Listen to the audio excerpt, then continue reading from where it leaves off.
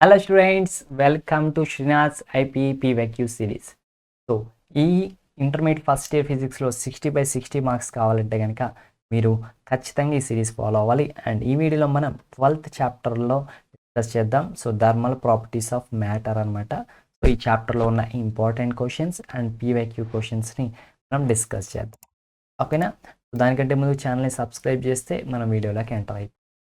So thermal properties of matter ఈ chapter చూస్తే దీంట్లో టాపిక్స్ చూస్తే మనకి 10 టాపిక్స్ ఉన్నాయి.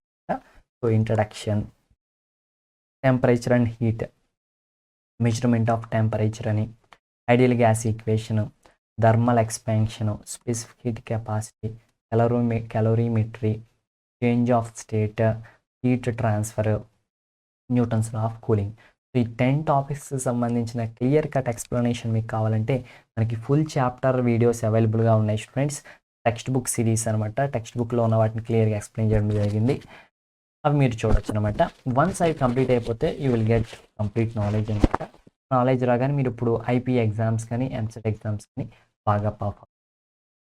And right now IP exams మనం చూస్తే కనుక దానికోసం ప్రీవియస్ ఇయర్ ఇంపార్టెంట్ క్వశ్చన్స్ మనకి రిలీజ్ అవుతా ఉన్నాయి స్టూడెంట్స్. అండ్ ఫ్యూచర్లో గన్ షాట్ క్వశ్చన్స్ రాబోతున్నాయి, క్విక్ రివిజన్ రాబోతుంది, అండ్ ఐపీ ఎగ్జామ్స్ అవి కూడా రాబోతూ ఉన్నాయి అనమాట. ఆ తర్వాత వచ్చేసి ఎంసెట్కి రిలేటెడ్గా పీవైక్యూ సిరీస్, ఎంసెట్ క్వశ్చన్స్ మనకి ఉంటాయి స్టూడెంట్స్. ఇవన్నీ కావాలంటే వీడియోస్ లైక్ చేసి షేర్ చేయండి అండ్ సబ్స్క్రైబ్ చేసి బెల్ ఐకాన్ చేయడం మర్చిపో. అండ్ బ్లూ ప్రింట్ చూస్తే సో ఇప్పుడు మనం డిస్కస్ చేయబోయే చాప్టర్ మోస్ట్ ఇంపార్టెంట్, ఎందుకంటే దీని నుంచి 2 మార్క్స్ క్వశ్చన్స్ రాబోతుంది. సో 8 and 9 ఎగ్జామ్ పేపర్లో సెక్షన్ 1లో 8th question and the 9th question 2 కూడా మనకి ఈ సెక్షన్ 1 నుంచే వస్తాయి. అండ్ సెక్షన్ 2 గురించి మాట్లాడుకుంటే 4 మార్క్స్ క్వశ్చన్స్ అనమాట. సో 4 మార్క్స్ క్వశ్చన్స్లో మనం చూస్తే మనకి 18th క్వశ్చన్ అంటే లాస్ట్ క్వశ్చన్ మనకి thermal properties of matter chapter నుంచే మనకి వస్తుంది. ఓకేనా? 8 మార్క్స్ క్వశ్చన్స్ అయితే రావు. సో ఇప్పుడు దీంట్లో ఉన్న ఇంపార్టెంట్ క్వశ్చన్స్ మనం చూస్తే కనుక 2 marks questions.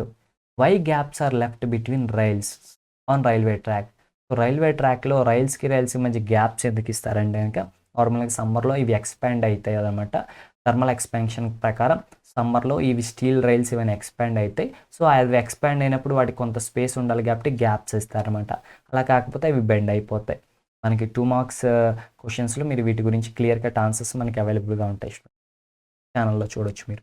And state Newton's law of cooling. So Newton's law of cooling ఏంటి అని చూస్తే కనుక సో ఒక బాడీ నుంచి హీట్ లాస్ అయిపోతుంది, ఎంత హీట్ ఎనర్జీ లాస్ అయిపోతుంది అనేది దీని మీద డిపెండ్ అవుతుంది అంటే కనుక సో ఆ బాడీ కొన్ని టెంపరేచర్ అలాగే సరౌండింగ్స్ కొన్ని టెంపరేచర్ డిఫరెన్స్ మీద డిపెండ్ అవుతుంది స్టూడెంట్. ఓకేనా? సో ఇది ఫార్ములా అనమాట, దీనికి సంబంధించిన ఇవన్నీ కూడా. అండ్ నెక్స్ట్ క్వశ్చన్ వచ్చేసి what are the lower and upper fixing points in Celsius and Fahrenheit scale? So మన సెల్సియస్ స్కేల్లో అండ్ ఫారెన్హీట్ స్కేల్లో ఉన్న lower fixing points, upper fixing points ఏంటో మనం ఇక్కడ చూడొచ్చు, రాయమంటున్నారు అనమాట. సో మనం చూస్తే కనుక సెల్సియస్ స్కేల్ లేదా సెంటిగ్రేడ్ స్కేల్లో lower value 0 degree Celsius, upper value 100 degree Celsius. And Fahrenheit scale టెంపరేచర్లో లోవర్ వాల్యూ 30 డిగ్రీ సెల్సియస్ అయితే అప్పర్ వాల్యూ 12 degrees ఫారెన్హీట్. ఓకేనా? That's it. దానికి ఇంకా ఎక్స్ప్లెనేషన్ మీరు రాస్తే రాయొచ్చు. 2 మార్క్స్ కట్ లైట్గా రాసినా సరిపోయింది student. Can A substance contract on heating? ఏదైనా సబ్స్టెన్స్ హీట్ చేస్తే కాంట్రాక్ట్ అయిపోతారు. నార్మల్గా హీట్ చేస్తే ఎక్స్పాండ్ అవుతాయి, బట్ కాంట్రాక్ట్ అయిపోతాయి అంటే అవును స్టూడెంట్స్. మనకి లెదర్ కానీ రబ్బర్ కానీ ఇవన్నీ కూడా ఏం చేస్తాయి, హీట్ చేస్తే కాంట్రాక్ట్ అయిపోతాయి, చిన్నగా అయిపోతాయి అనమాట. అండ్ నెక్స్ట్ 5th క్వశ్చన్ వచ్చేసి హీట్కి టెంపరేచర్కి మధ్య డిఫరెన్స్ ఏంటంటే హీట్ అనేది ఇట్స్ ఎన్ ఎనర్జీ, టెంపరేచర్ అనేది it's the measure of the heat energy student. Okay, దాని గురించిన హీట్కి టెంపరేచర్కి మధ్య డిఫరెన్స్ అనమాట. హీట్ అనేది టైప్ ఆఫ్ ఎనర్జీ అనమాట. అలాగే టెంపరేచర్ అంటే ఒక బాడీ ఎంత హాట్గా ఉంది ఎంత కోల్డ్గా ఉంది అనేది ఇండికేట్ చేస్తుంది. అండ్ టెంపరేచర్ వచ్చి మైక్రోస్కోపికల్గా average kinetic energy of all the small particles in object. ఒక ఆబ్జెక్ట్లో ఉండే మాలిక్యూల్స్ యొక్క కైనెటిక్ ఎనర్జీ యొక్క యావరేజే దాని యొక్క టెంపరేచర్ అనమాట. ఓకేనా? Next thing, green house effect అంటే ఏంటి, గ్లోబల్ వార్మింగ్ అంటే ఏంటి? సో మనకు కొన్ని గ్రీన్ హౌస్ గ్యాసెస్ ఉంటాయి స్టూడెంట్స్ ఎర్త్ సర్ఫేస్ పైన అట్మాస్ఫియర్లో. అవన్నీ కూడా ఎర్త్ నుంచి వచ్చే ఎనర్జీని అబ్జర్వ్ చేస్తాయి అనమాట, ట్రాప్ చేసేస్తాయి. ట్రాప్ చేసి పట్టుకుంటాయి అనమాట. దానివల్ల ఎర్త్ యొక్క టెంపరేచర్ ఇంక్రీజ్ అవుతుంది. మీన్స్ ఎర్త్ కొంచెం వామ్‌గా ఉండడానికి హెల్ప్ అయితది. అండ్ దాన్ని మనం గ్రీన్ హౌస్ ఎఫెక్ట్ అంటాం. దానివల్లే ఎర్త్ మరీ చల్లబడిపోకుండా మనకి ప్రెజెంట్ ఉన్న టెంపరేచర్ ఉంటుందన్నమాట.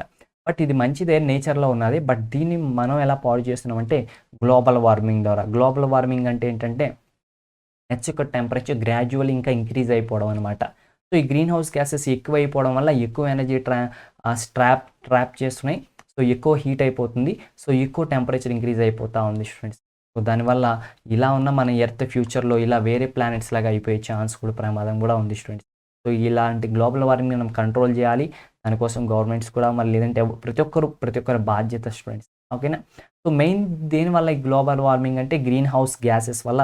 వాటిలో ఏంటంటే కార్బన్ డయాక్సైడ్, సిఎఫ్సీస్ అంటే ఫ్రీజర్స్ నుంచి వస్తుంది, వేరే పొల్యూటెంట్స్. వీటి యొక్క యూసేజ్ లేదంటే వాటి యొక్క రిలీజ్ ఎక్కువైపోతూ ఉంది. అవి లిమిటెడ్లో ఉంటే ఎర్త్‌కు ఉపయోగం. బట్ అవి ఎక్కువైపోవడం వల్ల these are the effects. Next 7th question వచ్చేసి roofs of buildings are often painted white during summer. సమ్మర్లో బిల్డింగ్స్ యొక్క రూఫ్స్ వైట్ కలర్ వేస్తారు, ఎందుకని? ఇది కూడా ఇంపార్టెంట్ 2 మార్క్స్ క్వశ్చన్. కారణం ఏంటంటే వైట్ కలర్ ఏదైతే ఉందో అది దానికి అబ్జార్బ్టివ్ పవర్ తక్కువ అనమాట. హీట్ ఎనర్జీని ఎక్కువ అబ్జార్బ్ చేయదు, మ్యాక్సిమం రిఫ్లెక్ట్ చేస్తుంది అనమాట. సో అది తక్కువ అబ్జర్వ్ చేస్తే ఇంటి లోపల కూడా తక్కువే పంపిస్తుంది. అప్పుడు ఇల్లు కూడా చల్లగా ఉంటుంది అనమాట. గబుక్కుని ఎక్కువ వేడి అవ్వాలి స్టూడెంట్స్. అది మెయిన్ థింగ్. అండ్ మనం ఆ తర్వాత థర్మల్ ప్రాపర్టీస్ ఆఫ్ మ్యాటర్, అదే చాప్టర్లో 8th క్వశ్చన్ చూస్తే why are utensils coated black. So యుటెన్సిల్స్ని ఎందుకు బ్లాక్ కలర్లో కోట్ చేస్తారు, అలాగే యుటెన్సిల్స్ని ఎందుకు కాపర్తో తయారు చేస్తారు? సో రెండు కూడా రీజన్ ఒకటే అయితే స్టూడెంట్. బ్లాక్ సర్ఫేసెస్ ఏదైతే ఉన్నాయో అవి మంచిగా అబ్జర్వ్ చేస్తాయి, వైట్ సర్ఫేసెస్ అయితే అబ్జర్వ్ చేయవు. సో అలా బ్లాక్ సర్ఫేస్తో కోట్ చేస్తే హీటర్ నుంచి బాగా అబ్జర్వ్ చేస్తాయి. అబ్జర్వ్ చేసిన తర్వాత లోన మెటీరియల్ ఉంటుంది కదా, ఆ మెటీరియల్ని ఇక్కడ మనం కాపర్ని వాడితే, కాపర్ ఏంటంటే హీట్కి గుడ్ కండక్టర్ అనమాట. ఎలక్ట్రిసిటీకి కూడా అనుకోండి స్టూడెంట్స్. సో ఆ హీట్ని బయటికి పంపిస్తుంది అనమాట. సో పంపిస్తుంది కాబట్టి అలా హీట్ బాగా కుకింగ్ అనేది బాగా జరుగుతుంది స్టూడెంట్. అండ్ నెక్స్ట్ మనం state the conditions under which the Newton's law of cooling is applicable. So Newton's law of cooling applicable అయ్యి ఎప్పుడు అప్లికబుల్ అయిందంటే మనకి ఫాలోయింగ్ 4 కండిషన్స్ మనకి అవైలబుల్గా ఉన్నాయి students. So clear cut answer video కావాలంటే మనకి special videos, gun shot videos and 2 marks question, important question videos మనకి అవైలబుల్గా ఉన్నాయి, వెళ్ళి చూడొచ్చు మీరు. And 10th question state Wien's displacement law అంటే ఏంటి?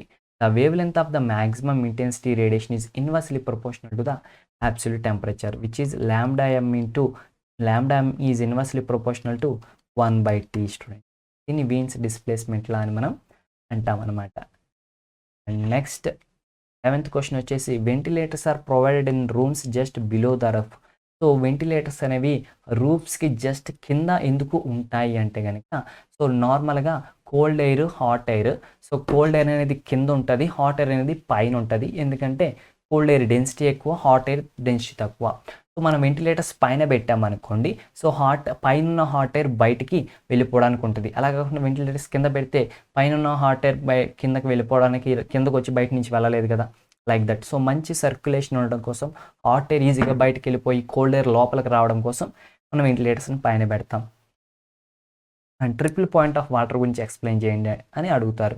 సో ట్రిపుల్ పాయింట్ అంటే ఏం లేదు స్టూడెంట్స్, ఒక ఫిక్స్డ్ టెంపరేచర్ దగ్గర, ఒక ఫిక్స్డ్ ప్రెషర్ దగ్గర, ఒక స్పెసిఫిక్ టెంపరేచర్ అండ్ ప్రెషర్ దగ్గర సో సబ్స్టెన్స్ యొక్క 3 స్టేట్స్ అవైలబుల్గా ఉంటాయి. అంటే సబ్స్టెన్సెస్ వచ్చి సాలిడ్ స్టేట్లో, లిక్విడ్ స్టేట్లో, గ్యాసెస్ స్టేట్లో ఉంటాయి అన్నమాట. అవి ఒక్కొక్కటి ఒక్కో టెంపరేచర్ దగ్గర ఉంటాయి. బట్ ఒకానొక పాయింట్, ఒకానొక పర్టికులర్ టెంపరేచర్ అండ్ ఒకానొక పర్టికులర్ ప్రెషర్ దగ్గర వాటర్ 3 స్టేట్స్లో ఉంటుంది అనమాట. అంటే లిక్విడ్ లాను ఉంటుంది, సాలిడ్ లాను ఉంటుంది అండ్ గ్యాసెస్ లా కూడా ఉంటుంది అనమాట. దాన్ని ట్రిపుల్ పాయింట్ ఆఫ్ వాటర్ని అంటాం స్టూడెంట్స్. సో ఆ ట్రిపుల్ పాయింట్ దగ్గర ఉన్న టెంపరేచర్ ఏమో 273.16 కెల్విన్స్ అండ్ ద కెల్విన్స్ అనమాట స్టూడెంట్. ఓకేనా, దాట్స్ ఇట్. సో లిక్విడ్స్కి ఎందుకు లీనియర్ కానీ వేరే ఎక్స్పాన్షన్స్ కానీ ఎందుకు లేవు? సో లిక్విడ్స్ కానీ గ్యాసెస్ కానీ స్పెసిఫిక్ షేప్ అనేది ఉండదు, కంటైనర్ యొక్క షేప్ని అవి అబ్జర్వ్ చేసుకుంటాయి. సో అందుకే నార్మల్గా సాలిడ్స్ అయితే పర్టికులర్ లెంత్ ఉంటుంది కాబట్టి హీట్ చేస్తే లెంత్ ఇంక్రీజ్ అవుతుంది కాబట్టి లీనియర్ ఎక్స్పాన్షన్ వస్తుంది. బట్ వీటికి పర్టికులర్ లెంత్, బ్రెడ్త్ ఏముండదు కాబట్టి వీటిని హీట్ చేస్తే వాటి యొక్క ఎక్స్పాన్షన్ కూడా ఓవరాల్గా ఉంటుంది. అందుకే మనకి క్లారిటీగా లీనియర్ ఎక్స్పాన్షన్ అలా ఉండదు అనమాట. లీనియర్ ఎక్స్పాన్షన్, వాల్యూమ్ ఎక్స్పాన్షన్, లేదంటే ఏరియల్ ఎక్స్పాన్షన్ అలా స్పెసిఫిక్గా ఉండవచ్చు, ఎందుకంటే వాడికి షేపే ఉండదు కాబట్టి. నెక్స్ట్ వచ్చేసి లేటెంట్ హీట్ ఆఫ్ ఫ్యూజన్ అంటే ఏంటి? So latent fusion of a solid is nothing but the amount of heat required to convert unit mass of substance from solid state to liquid state. So ఇప్పుడు solid స్టేట్లో ఉన్న సబ్స్టెన్స్ని liquid స్టేట్లోకి మార్చడానికి మనం ఎంత ఒక unit mass of ఏ సబ్స్టెన్స్ని తీసుకుంటే ఆ unit mass of సబ్స్టెన్స్ని liquid స్టేట్లోకి మార్చడానికి ఎంత హీట్ ఎనర్జీ మనం దానికి సప్లై చేయాలి, ఆ హీట్ ఎనర్జీ మెజర్మెంట్ని మనం లేటెంట్ హీట్ ఆఫ్ ఫ్యూజన్ అని అంటాం స్టూడెంట్స్. ఓకేనా? ఇలాంటిది లేటెంట్ హీట్ ఆఫ్ వ్యాపరైజేషన్ కూడా ఉంటుంది. ఇదే వచ్చేసింది అనమాట. So latent heat of vaporisation అంటే ఏం లేదు, అంతకుముందేమో సాలిడ్ని లిక్విడ్గా మార్చాం, ఇప్పుడు ఒక 1 యూనిట్ మాస్ ఉన్న లిక్విడ్ని గ్యాసియస్ స్టేట్లో కన్వర్ట్ చేయడానికి ఎంత హీట్ ఎనర్జీ మనం దానికి ఇవ్వాలి అనేది లేటెంట్ హీట్ ఆఫ్ వ్యాపరైజేషన్ అనమాట. ఓకేనా? అండ్ నెక్స్ట్ క్వశ్చన్ వచ్చేసి ట్రిపుల్ పాయింటే వాల్యూస్ ఆఫ్ అదే క్వశ్చన్ స్టూడెంట్స్, బట్ ఎందుకు మెన్షన్ చేసామంటే ఇలా కూడా అడుగుతారు. అండ్ ఇలాగే మనకి టెంపరేచర్, ప్రెషర్ వాల్యూస్ కూడా మెన్షన్ చేయమంటారు. సో టెంపరేచర్ వాల్యూ మనకి 273.16 కెల్విన్ అని తెలుసు, ప్రెషర్ వాల్యూ 6.11 × 10⁻³ అట్మాస్ఫియర్స్ అనమాట, అది మెన్షన్ చేయాలి. నెక్స్ట్ బాయిల్స్ లాంటి ఏంటి, చార్లెస్ లాంటి అనేది కూడా మనల్ని అప్పుడప్పుడు అడుగుతూ ఉంటారు స్టూడెంట్స్. Important question. బాయిల్స్ లాంటి ఏం లేదు, టెంపరేచర్ కాన్స్టెంట్గా ఉన్నప్పుడు మనకి వాల్యూమ్ అండ్ ప్రెషర్ అనేవి ఇన్వర్స్గా ప్రొపోర్షనల్గా ఉంటాయి. చార్లెస్లా అంటే ప్రెషర్ కాన్స్టెంట్గా ఉన్నప్పుడు వాల్యూమ్ అండ్ టెంపరేచర్ డైరెక్ట్లీ ప్రొపోర్షనల్లో ఉంటాయి. That's it. Next state the different modes of transmission of heat. Heat transmit అవ్వడానికి డిఫరెంట్ మోడ్స్ ఏంటి, అండ్ వాటిలో కూడా ఏ మోడ్స్కి మీడియం అవసరం. సో మనకి హీట్ ట్రాన్స్ఫర్ అనేది 3 ప్రాసెస్: కండక్షన్, కన్వెక్షన్ అండ్ రేడియేషన్లో జరుగుతుంది. అండ్ కండక్షన్ అండ్ కన్వెక్షన్కి మనకి మీడియం కావాలి, రేడియేషన్లో మీడియమే అక్కర్లేదు. అండ్ కండక్షన్లో మనకి కాంటాక్ట్ మస్ట్ అండ్ షుడ్గా ఉండాలి, అండ్ మీడియం యొక్క పార్టికల్స్ మూవ్ అవ్వవు కానీ హీట్ ఎనర్జీ ట్రాన్స్ఫర్ అవుతుంది. బట్ కన్వెన్షన్లో మాత్రం మీడియం యొక్క పార్టికల్స్ మూవ్ అయితేనే హీట్ ఎనర్జీ ట్రాన్స్ఫర్ అవుతుంది. రేడియేషన్లో అసలు మనకి మీడియమే అవసరం లేదనమాట. 19th క్వశ్చన్ వచ్చేసి is there any substance available in nature that contracts in heating. ఇది ఆల్రెడీ మనకు అంతకుముందు వచ్చిన క్వశ్చన్ స్టూడెంట్స్, కొంచెం మార్చి అడుగుతారు అనమాట. ఏం లేదు, హీట్ చేస్తే ఎక్స్పాండ్ అవ్వకుండా కాంట్రాక్ట్ అయ్యేవి ఉన్నాయా? ఉన్నాయి. ఏమున్నాయి? లెదరు, రబ్బరు, ఇవన్నీ కూడా హీట్ చేస్తే ఎక్స్పాండ్ కాకుండా కాంట్రాక్ట్ అవుతాయి అనమాట. ఇది కూడా important question. And thermal expansion అంటే ఏంటి? సో థర్మల్ ఎక్స్పాన్షన్ అంటే నథింగ్ బట్ ఏదైనా ఒక మెటీరియల్ని మనం హీట్ చేసామనుకోండి, ఏమవుతుంది, దాని యొక్క షేప్లో చేంజెస్ వస్తాయి అనమాట. దాన్ని థర్మల్ ఎక్స్పాన్షన్ అని అంటాం. అది లెంత్లో కానీ, ఏరియాలో కానీ, వాల్యూమ్లో కానీ. ఓకేనా? That's it. డైమెన్షన్లో వచ్చిన చేంజెస్ని బట్టి అది లీనియర్ ఎక్స్పాన్షన్ అని, ఏరియల్ ఎక్స్పాన్షన్ అని, వాల్యూమ్ ఎక్స్పాన్షన్ అని అంటాం. And why is it easier to perform the skating on the snow మీద స్కేటింగ్ చేయడం ఎందుకు ఈజీ? స్నో మీద స్కేటింగ్ చేసినప్పుడు మీరు స్కేటింగ్ బోర్డ్స్ వాడినప్పుడు ఆటోమేటిక్గా ఏమవుతుందంటే మీ సర్ఫేస్ ఏరియా తగ్గిపోతుంది. సో మీ బాడీ యొక్క వెయిట్, అంటే మీ బాడీ వల్ల మీరు అప్లై చేసే ఫోర్స్ ఒకటే ఉంటుంది, బట్ ఆ ఏరియా తగ్గిపోతుంది. దీనివల్ల ప్రెషర్ ఇంక్రీజ్ అవుతుంది. ప్రెషర్ అంటే ఫోర్స్ పర్ యూనిట్ ఏరియా కదా. సో అంతకుముందు కూడా సేమ్ ఫోర్సు, ఇప్పుడు సేమ్ ఫోర్సే, బట్ ఏరియా తగ్గిపోయింది స్కేటింగ్ బోర్డ్స్ పెట్టుకున్నప్పుడు. సో అందుకే ఆటోమేటిక్గా ప్రెషర్ పెరిగిపోతుంది.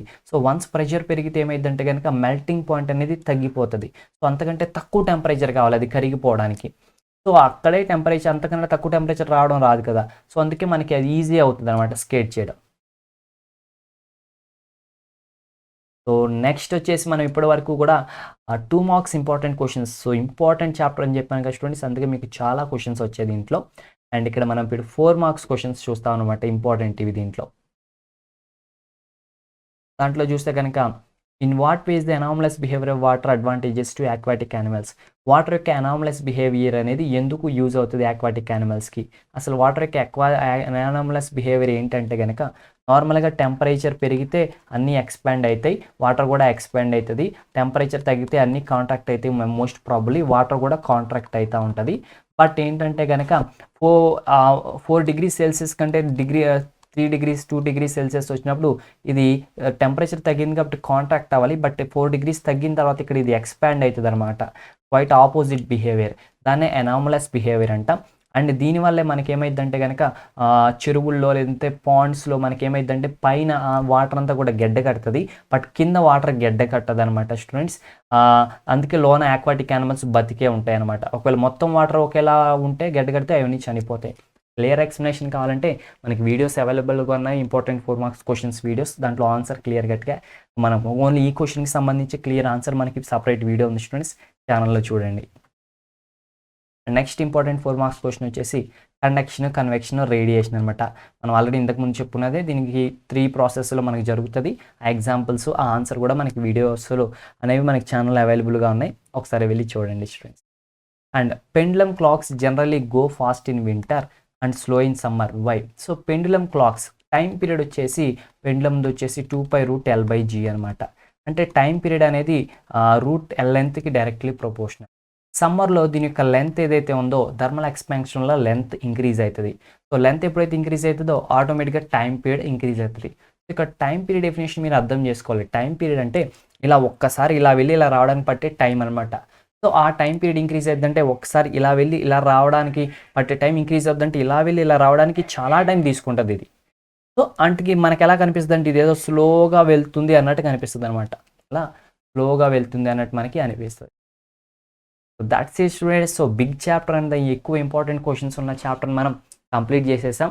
అండ్ నెక్స్ట్ అప్కమింగ్ వీడియో వచ్చేసి మనకి థర్మోడైనమిక్స్ చాప్టర్ మీద అనమాట. దాంట్లో నుంచి కూడా మనకి 8 మార్క్స్ క్వశ్చన్ ఒకటి వస్తుంది స్టూడెంట్స్.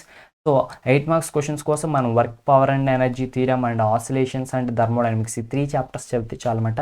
అండ్ ఇంకొక బ్యూటిఫుల్ విషయం ఏంటంటే దీంట్లో 2 మార్క్స్ కానీ 4 మార్క్స్ కానీ ఏ క్వశ్చన్స్ రావన్నమాట స్టూడెంట్స్. ఆ వీడియో మీకు కావాలి అంటే, దాంట్లోని ఇంపార్టెంట్ క్వశ్చన్స్ మీకు తెలియాలంటే కనుక సో ఛానల్ని సబ్స్క్రైబ్ చేయండి, వీడియోస్ని లైక్ చేయండి, మీ ఫ్రెండ్స్కి షేర్ చేయండి, డౌట్ ఉంటే కామెంట్ చేయండి. All the best for your future examinations. Bye bye students.